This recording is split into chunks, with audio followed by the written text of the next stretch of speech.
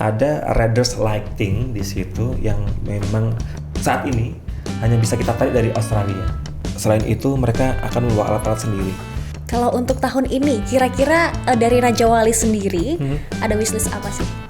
Hai Tribuners, apa kabar? Balik lagi nih dalam podcast Tribunnews. Dan kali ini Sarah nggak sendirian dong. Kita sudah ada bintang tamu spesial di balik konser Dream Theater. Kita langsung saja sapa, ada Direktur Raja Wali Indonesia, Mas Taufik Rahaja.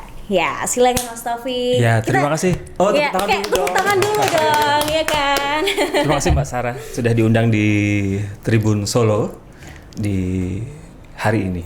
Iya, saya juga terima kasih Mas Taufik bisa meluangkan waktu nih. Pasti sibuk banget dong ngurusin Dream Theater yang mau konser ya kalau nggak salah tanggal 10 besok. Betul, tanggal 10 besok di Stadion Manahan, area parkir A dan B. Jadi nanti ketemu di Stadion Manahan, konser Dream Theater Top of the World Tour.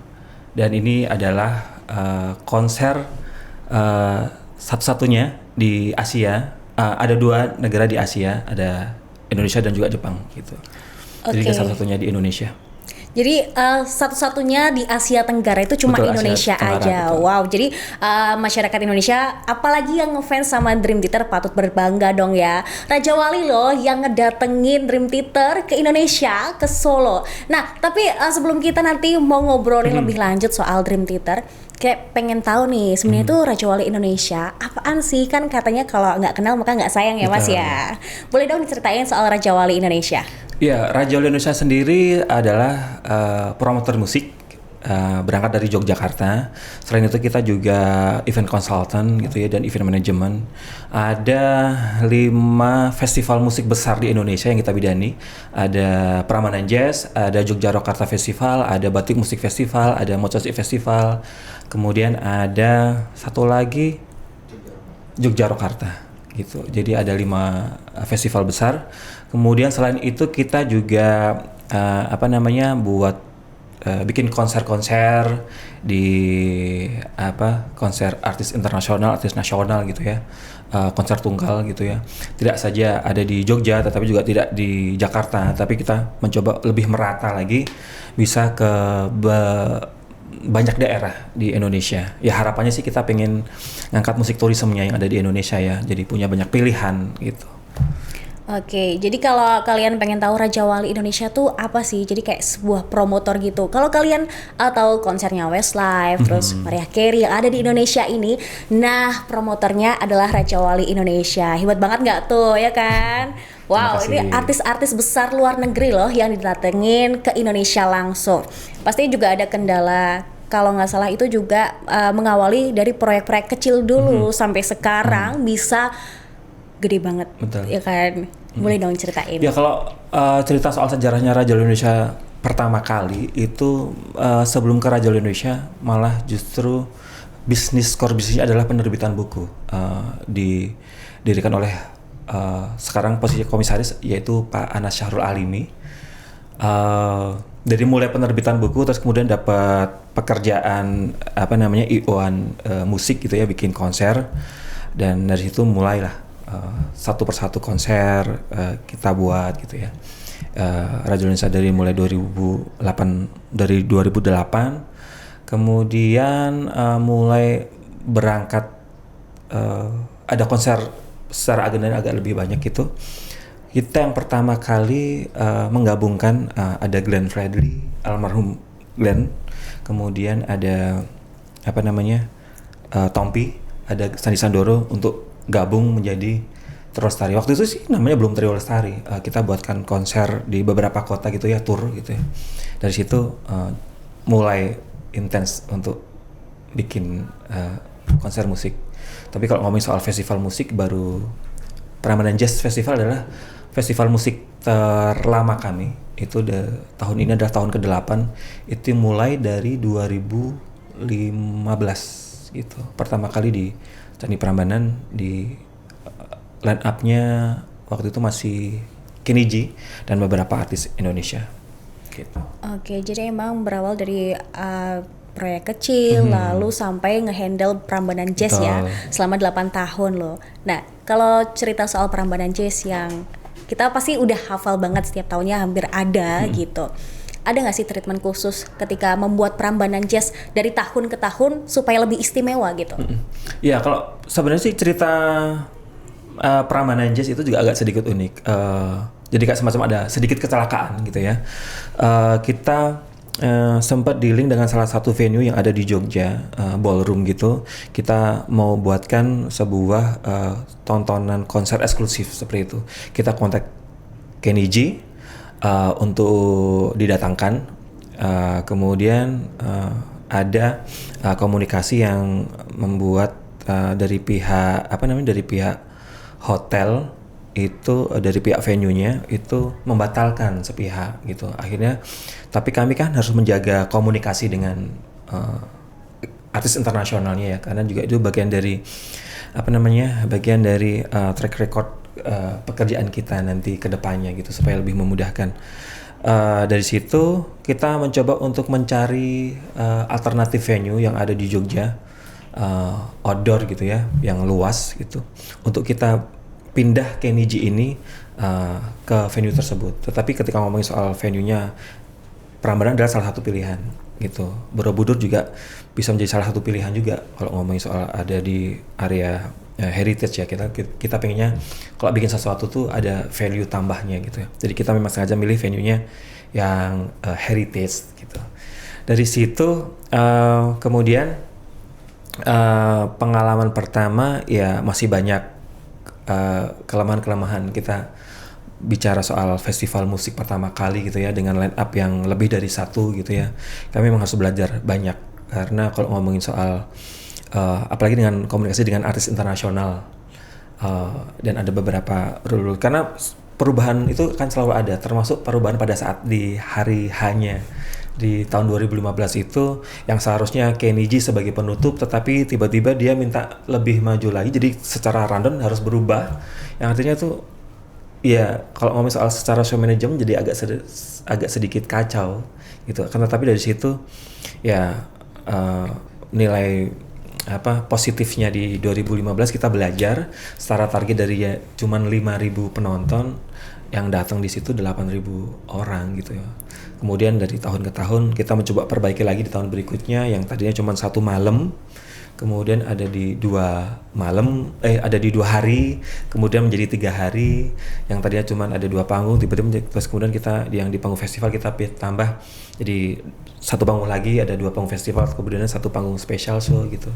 Ya selalu ada selalu ada perbaikan setiap tahunnya, karena kita belajar dari tahun ke tahun ya, mulai dari soal handling artisnya, soal strategi promosinya, kemudian belajar soal show manajemennya, yang timekeeping sebuah festival besar gitu ya, sampai dengan treatment yang terakhir kemarin di 2022 ya, meskipun tampak seperti kita 2 tahun nggak ngapa-ngapain, tidak bekerja secara offline, ada penonton langsung di hadapan kita, itu juga jadi kayak semacam kita harus belajar lagi nih soal proses adaptasi itu ya, dengan ya dibilang cukup sukses kemarin.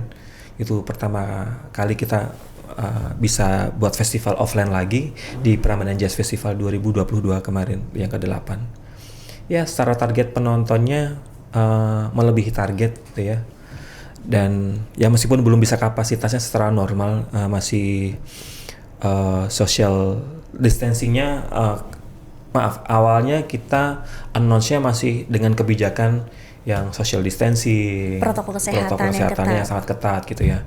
Tapi kan secara perkembangannya kan kita juga melalui banyak bulan untuk melakukan promosi dan macam-macam, dan kebijakan pun juga mulai berubah lagi.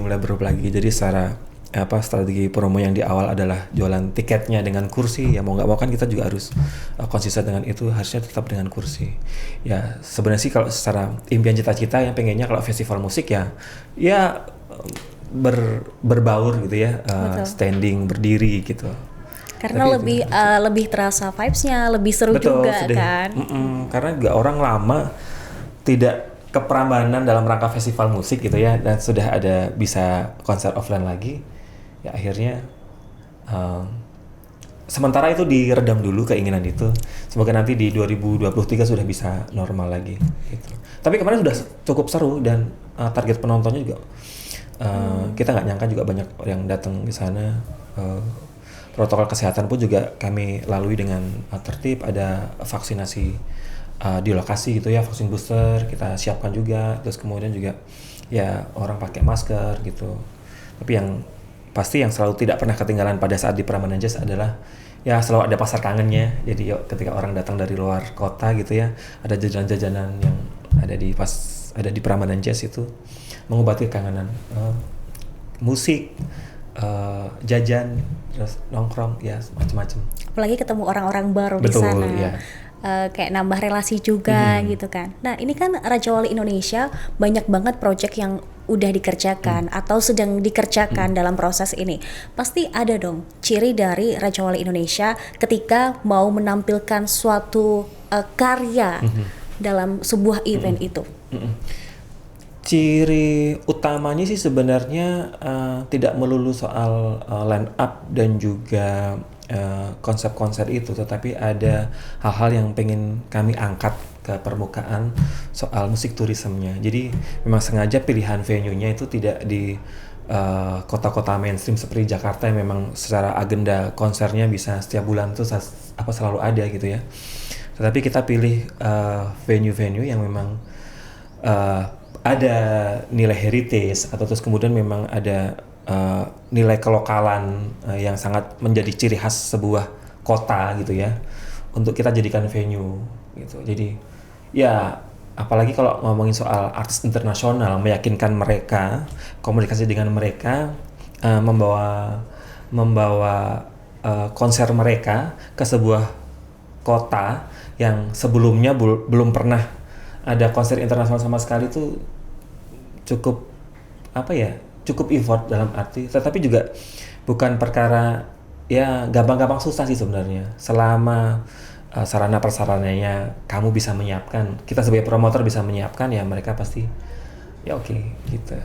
Ya jarak antara antara bandara ke venue, terus kemudian venue ke hotel gitu-gitu, hotel bintang berapa di sana ready dan sebagainya gitu. Ya kita perlu sampaikan itu ke semuanya, kita sampaikan itu semua ke artis gitu, dan mereka oke, ya tinggal kita atur deposit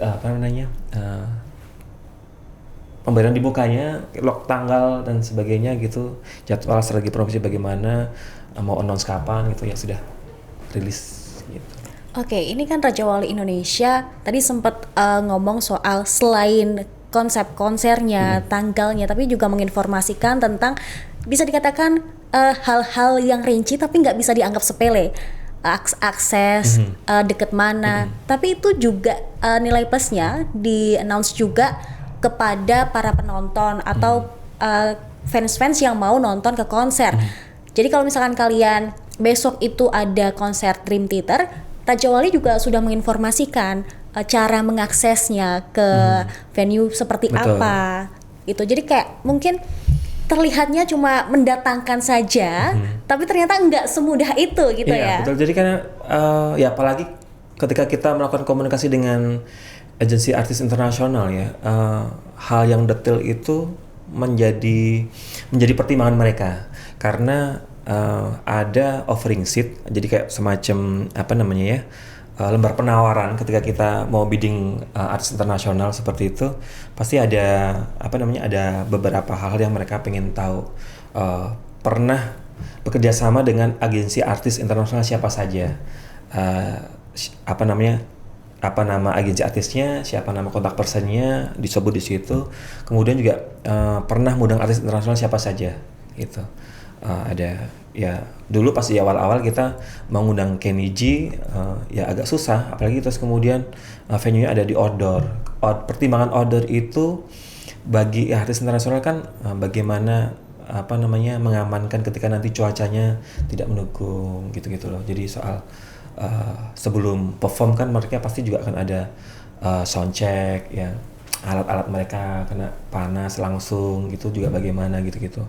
Tapi begitu dari kita pernah melakukan sekali pecah telur mengundang artis internasional di outdoor, berikutnya jadi lebih mudah, dalam arti bukan kita yang menawarkan, justru kadang-kadang ada beberapa artis yang pengen tampil ada di situ sama seperti si itu gitu juga ada gitu. Jadi ya beberapa kali kita sempat melakukan negosiasi dengan artis internasional ketika membawa tur. Secara konsep turnya misal harus ada LED stage di belakang di belakang panggung gitu. Tetapi karena kita pengen mengekspos ada Candi Prambanannya, ada Candi Borobudurnya, kita perlu negosiasi bahwa bisa nggak yang backstage LED backstage-nya itu LED belakangnya itu dihilangkan gitu. Jadi supaya kita bisa benar-benar ekspos si candinya gitu ya, ekspos background gitu. Itu yang kami lakukan untuk ya kalau ngomongin soal karakter Raja Indonesia pernah bikin itu ya ada value-value soal ngangkat heritage-nya gitu juga. Jadi juga memperkenalkan soal Indonesia ya, nggak melulu kita selalu ambil dari luar, tapi supaya orang luar juga tahu Indonesia itu tuh kaya banget loh akan budaya. Ya kalau ngomongin soal artis internasional datang ke sini kan juga bagian dari strategi promosi budaya ya, dalam arti kalau kita mungkin membayar mereka sebagai endorser untuk mempromosikan Indonesia gitu ya, mempromosikan tempat-tempat wisata atau destinasi yang pengen kita angkat gitu. Kalau membayar mereka saja gitu kan jadi cuman sayang. Tapi ketika kita undang sebagai artis tampil show gitu ya di depan sebuah misalkan di Candi Prambanan gitu ya, artinya mereka secara suka rela pasti akan mereka dengan bangga juga posting di sosial media mereka gitu sedang ada di Candi Prambanan. Itu juga bagian dari ya secara gratis kita dapat impact-nya, dapat promosinya gitu ya, yang kita tidak perlu membayar mereka sebagai endorser untuk posting dong ini ya, secara nggak langsung. Betul, secara tidak langsung kan mereka pengen banget ya datang ke tempat yang aku juga baru pertama kali di Prambanan, ternyata foto di situ, posting di ininya mereka gitu. Nah oke, tapi yang terbaru ini Raja Wali Indonesia juga akan mendatangkan Dream Theater ya, yang akan konser di tanggal 10 Agustus besok. Tapi ada yang istimewa nih. Kalau biasanya konser band-band besar, apalagi nih band rock asal AS ya, itu ada di ibu kota, Jakarta lah. Cuman ini didatangkan langsung ke Solo, Jawa Tengah yang ada di Indonesia. Nah ini tuh alasannya apa sih? Apa karena di kota kelahirannya Pak Jokowi, sekaligus Pak Jokowi juga seneng banget kan soal band-band rock gini? Ya sebenarnya sih kalau ngomongin soal konser Dream Theater di tahun 2022 ini adalah ya bisa dibilang adalah postpone konser Dream Theater yang kita pengen bikin di tahun 2020 gitu. Tapi waktu itu 2020 kena badai pandemi, kemudian kami harus postpone. Menunggu postpone-nya itu memang cukup waktu yang lama. Jadi selama 2 tahun terakhir saya mencoba untuk komunikasi intens dengan mereka untuk dapetin jadwal, tapi juga nggak pernah ada jadwal yang melipir-melipir ke Asia gitu ya. Nggak ada, dari Australia pun juga belum yang ini. Tetapi ya barengan sama yang album kali ini mereka mau nih gitu. Jadi justru malah sebelum berangkat ke Jepang mereka mampir ke Indonesia dulu, baru terus kemudian nanti ke Jepang gitu. Kalau ngomongin soal pilihannya kenapa ada di Solo, sebenarnya ya ada obrolan santai sebelum ini ya. Jadi sebelum pilihan ada di Solo dan sebelum Mas Wali Kota sebagai Wali Kota gitu. Oke, Mas Gibran sebagai Wali Kota Solo ya. Wali Kota Solo gitu ya. Kan pengen ada jadi semacam musik tourism. Tadi balik lagi soal musik tourism gitu yang pengen kita angkat gitu ya. Dream Theater di 2017 juga pernah kita buat di Kridosono pada waktu Jogja Rokarta Festival. Kemudian kita pengen bikin sesuatu yang nggak narik yang dari tadi yang postpone dari Jakarta, memang bisa sempat ditawarin ke Mas Gibran, mau nggak Mas ini mampir ke Solo gitu. Itu tadi yang sempat saya cerita di awal soal perlu meyakinkan agensi artis internasional untuk mereka mau berangkat ke sebuah kota untuk mereka bikin konser turnya di sana gitu. Itu tadi soal uniknya, bukan unik ya. Cerita serunya adalah kita tuh agak cukup waktu lama untuk menentukan rute penerbangan mereka untuk berangkat ke Solo. Yang tadinya dari pihak mereka tuh mencoba untuk mencarikan rute penerbangan ke Solo tuh lewat apa saja, apakah lewat Solo bisa, lewat Jogja apakah bisa dan sebagainya. Akhirnya terus kemudian pilihannya mereka turun di Jakarta, kita siapin sleeper bus dari Jakarta ke Solo, dan kami juga kasih estimasi waktu kira-kira kalau sleeper bus itu berapa lama gitu, dan mereka oke dengan itu.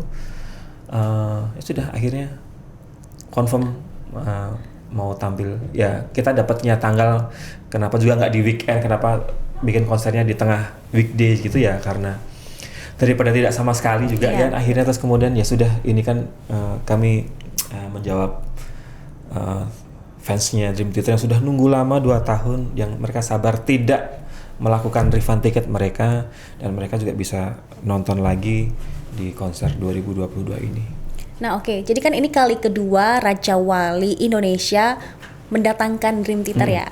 Kalau dulu di tahun 2017, apa nih bedanya Mas di tahun 2017 dan juga di tahun ini gitu? 2017 bedanya, kalau bedanya di 2017 sebenarnya Dream Theater sebagai headliner di Festival Yogyakarta ya, gitu. Cuman kalau yang ini adalah konser tunggalnya Dream Theater, bagian dari tour albumnya yang terakhir gitu.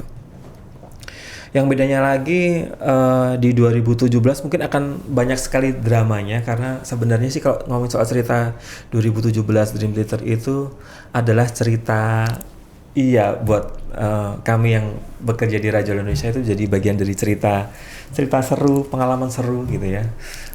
Karena awalnya itu Dream Theater kita mau set festivalnya itu ada di Candi Prambanan. Cuman karena ya kalau kita ngomongin soal Candi Prambanan gitu ya, pasti ada banyak bagian-bagian yang memang merasa memiliki, dan apalagi kalau ngomongin soal konser rock di Candi gitu kan, pasti ya pro dan kontranya akan pasti selalu ada gitu. Daripada terus kemudian pro dan kontranya berlarut-larut dan terlalu lama gitu ya. Dan apalagi ini juga sudah sempat viral waktu itu di sosial media. Pilihan terbaik adalah ya sudah, kita memindah di H-2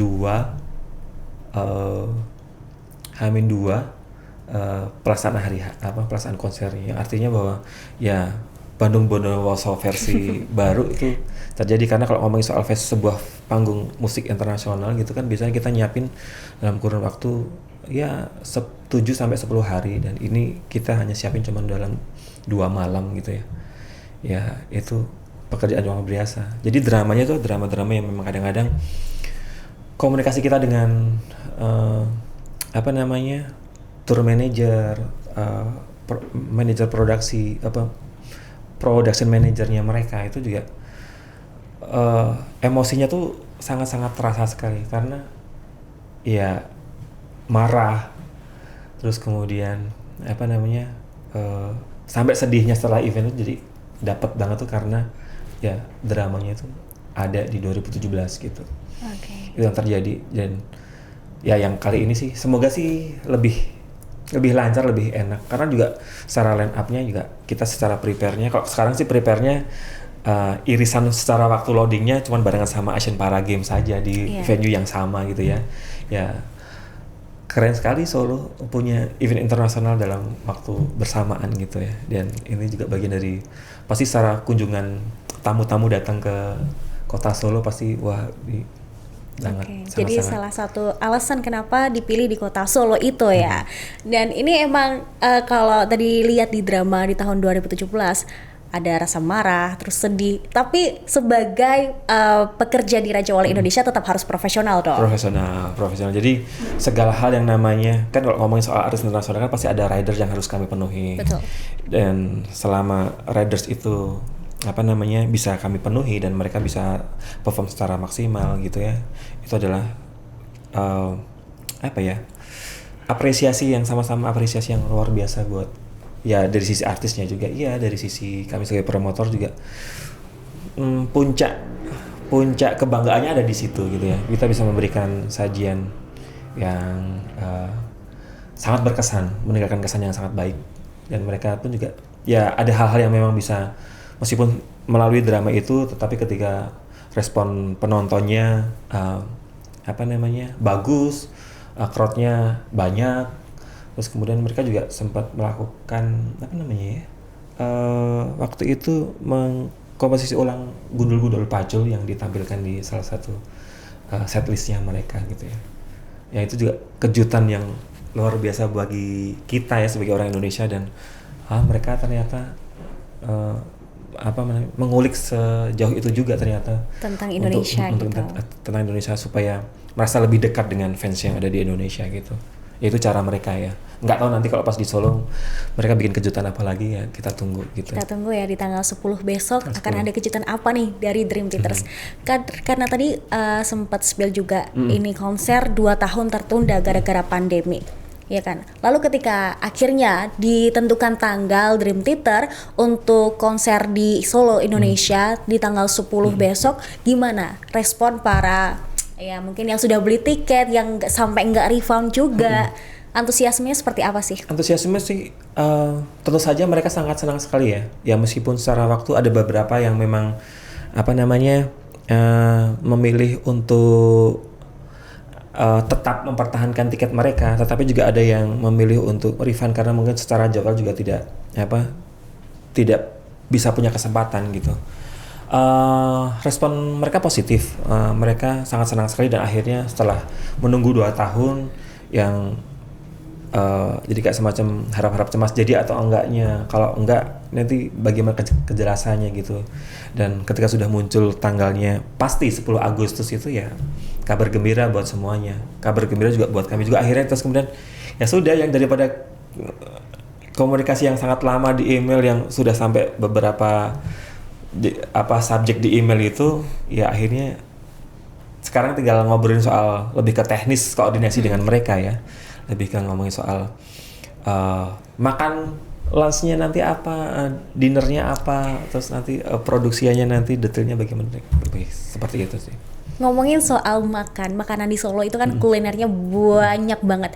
Dream Theater sendiri tuh para personilnya sempat kepo nggak sih soal Solo tuh kayak gimana sih, atau kulinernya tuh apa aja selain mereka fokus pada konser nanti? Iya, seperti biasanya mereka meminta kita sebagai promotor untuk memberikan rekomendasi apa sih yang kalian suggest pada saat nanti kami sudah berada di Solo gitu ya. Jadi ada menu-menu ya, ada beberapa kami buat set-set menu gitu untuk mereka jadikan pilihan gitu. Dan kita juga masukkan gitu local cuisine-nya yang ada di Solo ya, pasti gitu ke mereka gitu. Tinggal nanti mereka milih, begitu mereka datang, nanti set memilih lunch-nya akan ini dan sebagainya gitu sampai dengan hari terakhir. Bahkan di hari terakhir mereka juga after party ya mereka menyebutnya gitu ya, setelah mereka benar-benar selesai perform gitu harus disiapkan, mereka nanti akan memilih kuliner-kuliner yang ada di sekitar, restoran sekitar atau kuliner sekitar itu apa. Nah ini dari tim kita yang akan membelanjakan itu dan kemudian sudah siap ready di belakang panggung. Jadi begitu mereka selesai tampil, mereka akan ada di backstage menikmati itu dan kembali lagi di besoknya ke Jakarta. Oke, aku penasaran banget nih. Mungkin bisa di-spill salah satu kali ya menu yang direkomendasikan gitu kepada para personilnya. Kemarin yang sempat kita ada Indonesian menu ya, ada Indonesian menu, kemudian ada menu-menu Solo juga gitu. Tentu saja ada timlonya gitu loh. Kemudian kemarin ada banyak sih kemarin yang kita sempat kirimkan ke mereka supaya mereka memilih. Kita juga minta rekomendasi dari beberapa orang yang ada di Solo ya untuk kita buatkan gitu, untuk kita kirimkan ke mereka dan mereka akan memilih. Ya itu lokal cuisine, snack dan sebagainya nanti kita juga minta. Kalau snack sih biasanya nanti akan kita siapin di backstage ya. Ngomongin soal persiapan kan butuh waktu, tidak cuma panjang banget gitu ya. Panjang banget. Ya mereka kan sampai di sini tanggal 8, 9 H-1 soundcheck dan sebagainya. Hari hanya tanggal 10, tanggal 11 udah balik lagi ke Jakarta untuk penerbangan ke Jepang.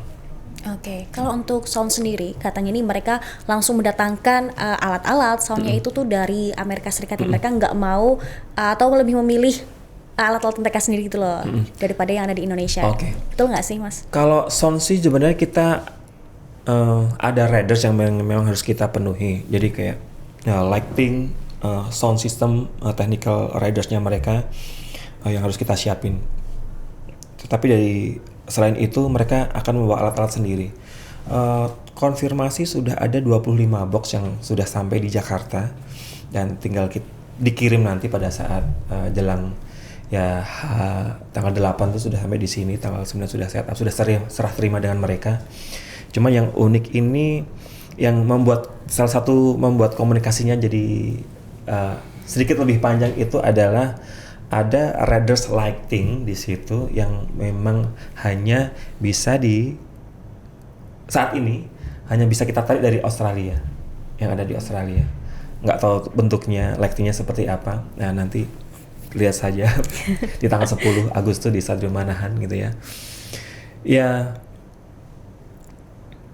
ini lighting dari Australia, ya tentu saja kalau ngomongin soal lighting dari Australia, cost dan produksi gitu pasti ya memang harus dipenuhi ya. Harus dipenuhi ya karena mereka kan konfirmasi ya mereka sudah memberikan tanggal waktu start di 10 Agustus terus kemudian ya setidaknya apa-apa yang mereka, karena kami sudah mencoba untuk counter mereka gitu ya untuk beberapa kasih opsi pilihan gitu dan mereka tetap menginginkan itu. Ya sudah ya selama itu bisa kita penuhi dan kita bisa komunikasi sama mereka ya sudah akhirnya ya terjadilah tanggal 10 Agustus itu. Jadi muncul tanggal 10 Agustus itu ketika yang ridersnya itu sudah ready semua. Oke, kamu ada di sana. Apa namanya? Secara speknya Indonesia punya. Lighting juga ini ada, Indonesia ada. Yang ini nggak ada, berarti memang harus dicarikan. Tolong kamu carikan di deket-deket di Indonesia mana yang ada gitu. Tapi dari Australia gitu. Yang lainnya sih so far aman ya. Oke. Gitu. Berarti memang harus dipenuhi juga. Ketika lightingnya itu sudah ready, maka terbitlah tanggal di 10 Agustus iya, itu betul. Ya. Berarti mungkin bisa ditarik kesimpulan lightingnya ini yang ditunggu-tunggu juga gitu, yang terpenting ya. Lighting yang ditunggu, ya mungkin bisa jadi lighting itu juga akan menjadi bagian dari performance mereka ya. Selain ada beberapa technical riders, materi LED yang ada di belakang, nanti seperti apa mereka sudah kirimkan materinya untuk dilihat di preview, kemudian juga secara spek LED-nya itu yang kemarin yang cukup waktu lama untuk menentukan keluar tanggal 10 Agustus terus kemudian kita buru-buru, jadi kesannya sih memang buru-buru ya, secara persiapan sangat singkat sekali, promosinya memang nggak cukup waktu banyak gitu ya karena kita nunggu terus kemudian dapat tanggalnya ya mau nggak terus kita harus segera rilis tanggalnya. Kalau untuk target tiket berapa sih? Kalau secara kapasitas ada di 10.000. Pembeli tiket lama itu kalau pembeli tiket lama sebenarnya sih itu yang tidak melakukan refund ada 1.800. Kemudian sampai sekarang itu sudah di 50% ketambah 1.800, kita sudah ada 7.000. Itu sisanya ada beberapa tiket yang tidak semuanya ada di tiket apa saja, tetapi juga nanti bisa ada beberapa program-program tiket dengan para sponsor gitu yang sisanya itu. Jadi so far sih tiket masih bisa didapatkan di tiketapasaja.com. Oke, kalau untuk persiapannya ini kan tadi dibilang persiapannya emang agak mepet ya dibanding mungkin project-project yang lainnya gitu. Sejauh apa sih untuk saat ini? Sejauh sudah kalau secara persiapan karena kita memang barang-barang belum ada di sana semua ya, belum ada di venue gitu ya. Ya bisa dibilang sudah 70% ya komunikasi kita clear dengan mereka, tinggal mengkonfirmasi jadwal loading, jadwal dengan mereka. Ya tinggal perintilan-perintilan, tetapi itu juga bagian dari sesuatu. Kalau tidak ada itu pasti juga nanti akan mengaruhi penampilan mereka ya. Mereka juga pasti secara logistik mereka di sini butuh makan, ya bagian dari hospitality, kendaraan, bisnya gitu ya. Cuman hal-hal yang perlu kita konfirmasi lagi ke para vendor gitu. Selama ini berarti untuk menunggu sampai hari H ya, cukup berkomunikasi secara intens dong Betul. ya Pak untuk Betul. ke pihak Dream Iya, Theater sendiri. apalagi kalau kita ngomongin soal jam jam efektifnya gitu ya, kan kebalikan dengan kita ya. Jadi saya otomatis mungkin kalau agak punya lingkar hitam di mata mungkin karena memang sering begadang, karena di saya mencoba komunikasi dengan mereka itu mulai dari jam 8 malam sampai dengan jam 6 pagi. Itu adalah waktu efektif mereka. Ketika saya kirimkan email pasti akan dibalas sama mereka. Ya pasti ada waktu yang saya juga lelah tidur gitu, terus kemudian juga jadi skip. Saya kirim siangnya, nanti balasnya pasti ada delay waktu karena mereka pasti kan waktu istirahat. Tapi ketika di jam-jam itu ya pasti akan fast respon. Saya kirim apa nanti dia akan reply gitu. Jadi agak sedikit kebalikan sih waktunya di sini. Jadi perjuangannya sih itu ya, semoga nanti di tanggal 10 bisa memberikan mereka juga bisa memberikan penampilan terbaik mereka di Solo. Totalitas semangat ya Raja Wali Indonesia ini sampai Mas Taufik nih sebagai direktur meluangkan waktu tidur ya. Ya karena apa ya, dari awal sih memang komunikasinya dengan saya juga dengan Pak Anas waktu itu dan intens. Ada beberapa hal yang memang sudah kami coba delegasikan ke tim divisi yang terkait. Ada soal hospitality, produksi, kemudian nanti yang lain soal media dan macam-macam gitu. Tapi ada beberapa hal yang memang harus saya kawal secara langsung ke pihak artis manajemen dan juga agensinya, tour manajernya gitu. Jadi yang pengennya sih nggak ada celah, dan apalagi ketika kita mendapati yang namanya riders gitu kan pasti juga banyak sekali persepsi berbeda membaca sebuah riders gitu ya, supaya ini benar nggak kayak gini maksudnya gitu. Jadi saya sering ngumpulin tim gitu untuk coba membedah riders, terus kemudian dari riders itu supaya nanti pada saat mereka sudah sampai di sini yang mereka minta sudah tersedia gitu aja. Untuk antisipasinya sendiri di konser besok tanggal 10 apa aja nih Mas? Termasuk juga keamanannya ya? Kalau soal keamanan, yang pasti kami menyiapkan selain terkait soal izin keramaian yang itu didukung oleh polisi, kami juga menyiapkan terkait soal security personal yang akan nempel ke mereka. Kemudian juga bagian dari standar penyelenggaraan event di masa pandemi gitu ya, bahwa protokol kesehatan juga tetap masih berlaku, masker gitu. Kemudian juga bagian dari, kalau kita ngomong soal event juga bisa menjadi bagian dari campaign vaksinasi gitu ya. Jadi kami juga tetap menyiapkan vaksinasi di lokasi gitu. Bagi yang memang belum vaksin kedua, mau vaksin booster di sana juga bisa disiapin gitu juga. Ya kadang-kadang juga orang bisa vaksin gitu ya, mumpung karena ada kesempatan, ada di situ dekat, terus kemudian kami sudah siapkan di sana bekerja sama dengan dinas terkait yang ada di kota tersebut. Jadi kayak semacam harapannya sih nanti semakin bisa ramai lagi event-event offline gitu ya di 2023 ya, syukur-syukur sudah bisa kembali normal lagi gitu ya, sudah tidak lagi dengan ya sekarang kan sebenarnya juga sudah mulai kabar baik gitu ya, konser offline dengan kapasitas yang lebih daripada 1.000 gitu kan sudah bisa terselenggara. Itu juga buat kabar baik bagi kami sebagai pelaku event ya. Dan ini juga dirasakan banget buat promotor-promotor yang ada di Jakarta, di daerah-daerah juga ya. Berarti ketika kemarin pandemi lagi naik-naik banget COVID-nya, apa nih imbasnya langsung ke para promotor terkait imbas psikologis, materi, karena nggak bisa ngapa-ngapain, nggak bisa cari duit gitu. Nah itu yang utama ya. Psikologis itu dalam arti istilahnya orang yang akhirnya bisa tetap setia, berjuang bersama untuk tetap bekerja tetap di event gitu kan akhirnya. Tapi ada beberapa juga yang akhirnya memutuskan untuk banting setir, pilih pekerjaan yang lain gitu. Ya saya cukup apresiasi buat tim yang memang secara konsisten kita berjuang tuh dalam arti karena setelah proses 2 tahun pun juga kita mencoba untuk bikin sesuatu, tetapi karena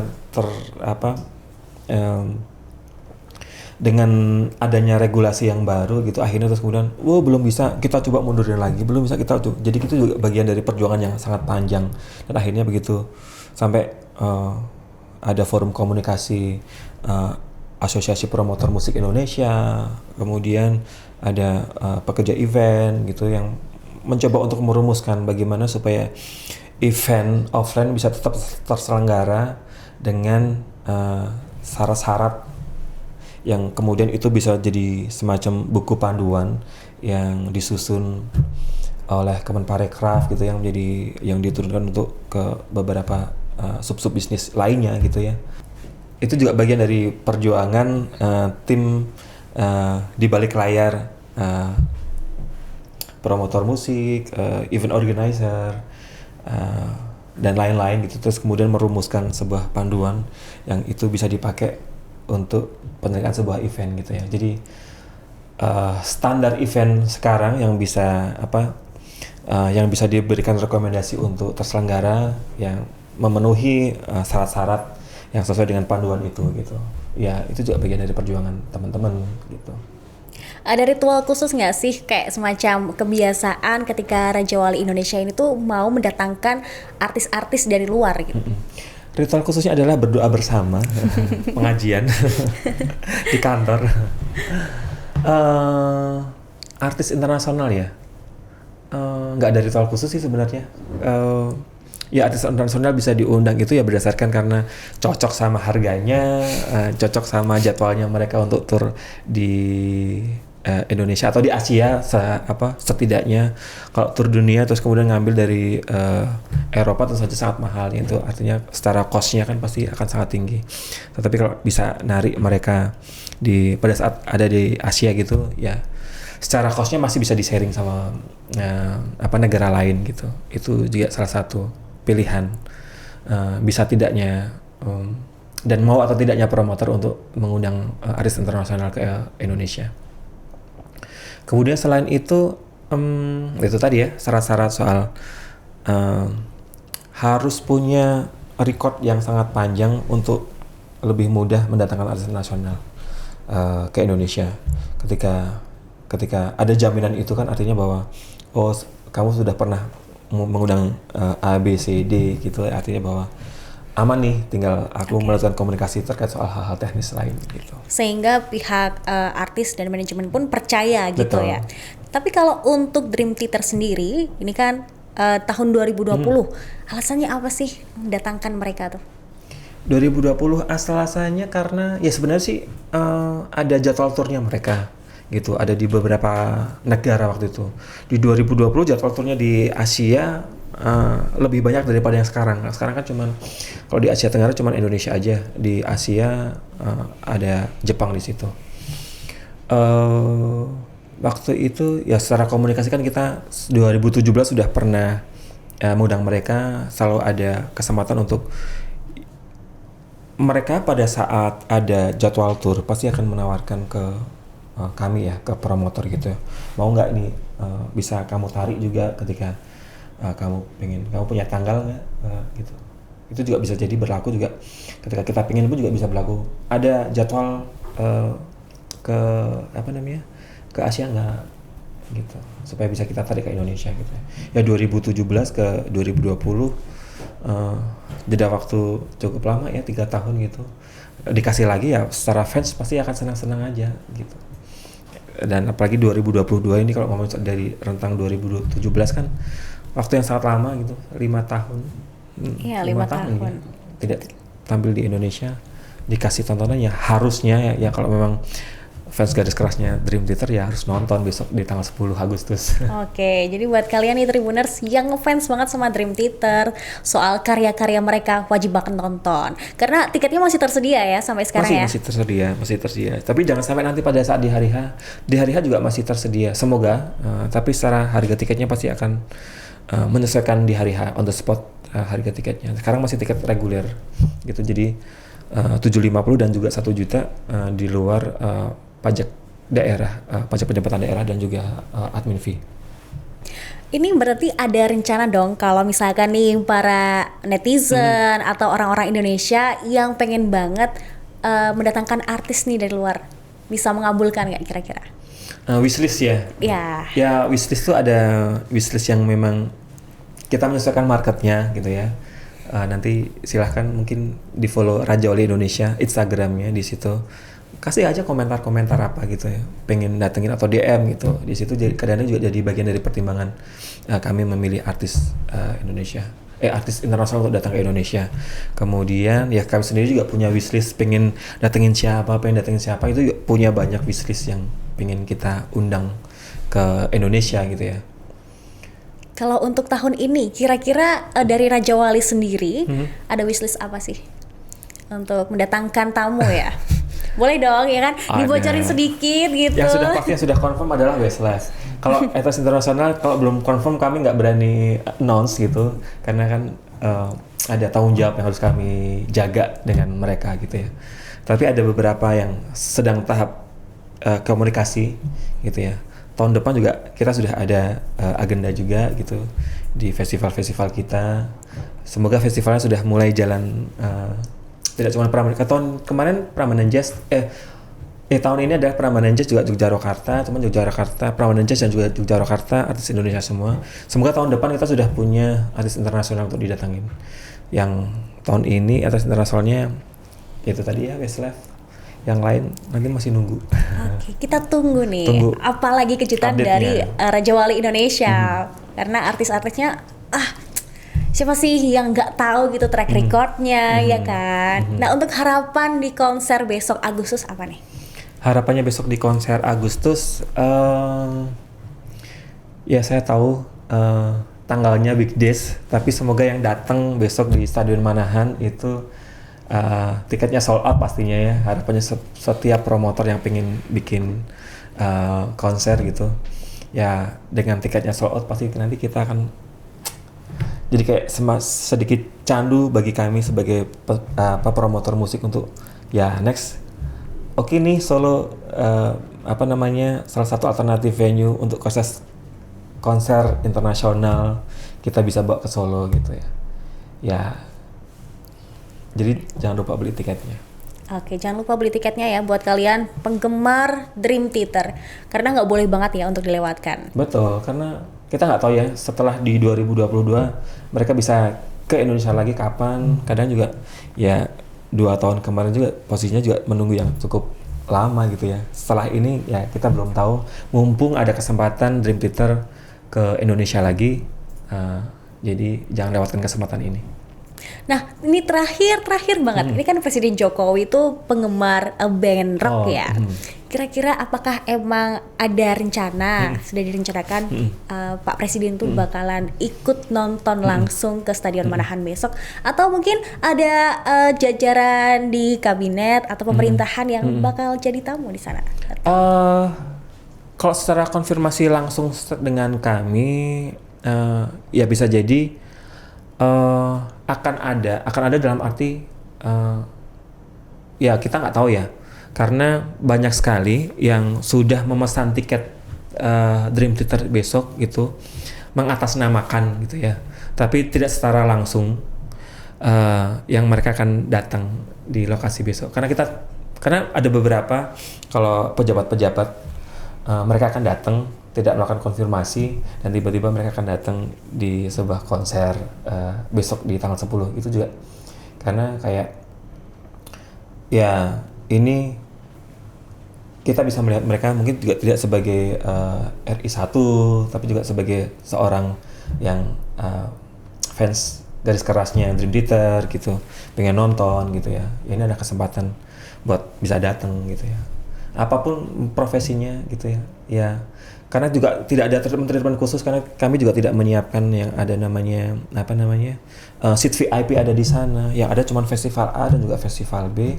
Pun ketika Bapak Jokowi hadir gitu nanti ya mereka pasti akan membaur dengan penonton festival yang lain, festival A tentu saja pasti gitu.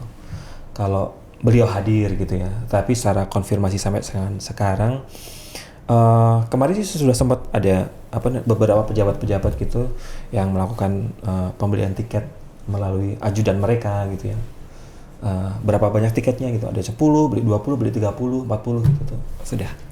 Oke, jadi kita tunggu nih apakah jadi, Bapak ya. Jokowi akan hadir menonton langsung konser Dream Theater ya kan? Kita nggak tahu, kita tunggu nggak aja. tahu, bisa jadi nanti Mas Wali Kota langsung ini ya anak meminta, loh Pak, kamu Ya, sebagai boleh. fans Dream Theater gitu kan, terus kemudian bisa ini. Karena Mas Gibran kan kemarin udah welcome banget ya konser diadakan di Solo, Jawa Tengah ini. Betul. Ya kayak kemarin berita terakhir yang kemarin juga sempat viral gitu ya. Ya kalau Pak Jokowi ya postingan yang diposting sama Mas Gibran gitu ya.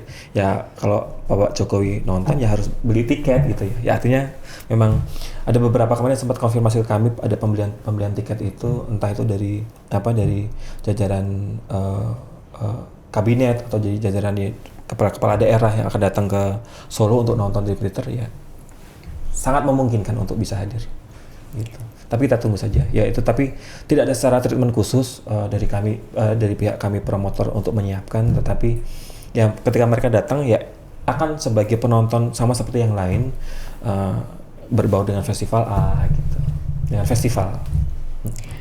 Oke, jadi itu tadi ya soal seluk-beluk Raja Wali Indonesia dan juga kita spill dikit soal dibalik konser Dream Theater besok tanggal 10 Agustus ya di Stadion Manahan gitu. Jadi buat kalian jangan sampai ketinggalan konser ini. Kalian kalau misalkan pengen tahu informasi terbaru lainnya soal konser Dream Theater itu bisa ke Instagramnya Raja Wali Indonesia ya. Betul, @rajawali Indonesia itu. Jadi update-nya di sana. Ya, secara update agendanya seluruh event Raja Wali Indonesia di sana. Kecuali yang festival nanti ada akun festival sendiri. Oke, baik, terima kasih Mas Taufik untuk Terima kasih Mbak Sarah, waktunya bisa tim bincang-bincang dari di Tribun News Tribun hari ini. News. Oke, semoga lancar terus ya untuk proyek-proyek di Raja Wali Indonesia, termasuk yang terpenting yang terdekat ini proyek Dream Theater gitu. Amin. Terima kasih Mas Taufik. Terima kasih Mbak Sarah. Terima kasih sudah nonton. Jangan lupa like, subscribe, dan share ya.